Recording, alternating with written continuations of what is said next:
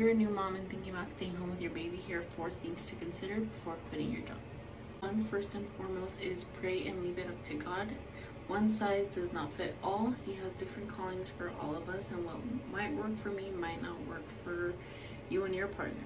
He ultimately knows what's best for each and every one of us and has called us to different things. So that is the number one thing you want to do.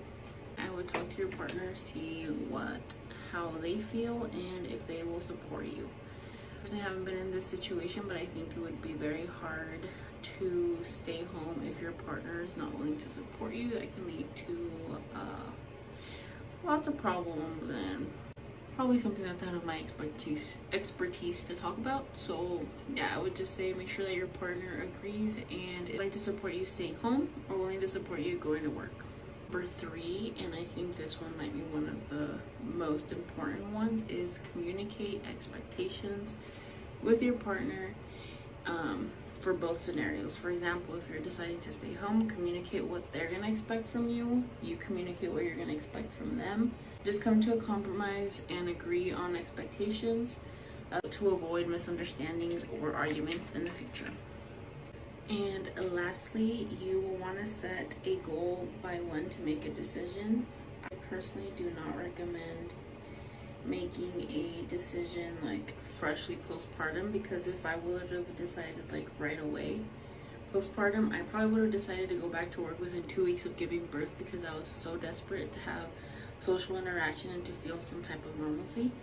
I would have made a decision based on hormones and emotions, which is definitely not something you want to do. Another thing that my husband and I did is we sat down, and before deciding, I wanted to make sure we weren't going to be like super broke. We sat down, looked first at all of our bills and monthly expenses and added them up and made sure that it was something we could afford to do with only his income. That personally helped me feel a lot better about my decision, because definitely didn't want to take us to the ruins. These are all things that worked for me and helped me make that decision a little bit easier. It's obviously still not easy to finalize a decision, and regardless of what you choose, please do not let anyone shame you for what you choose. Only you and your partner know what will work best for your family, and only you and your partner know your finances, your communication, and where you guys stand on the topic. So if people try to butt in, tell them to go drink some water and mind their business.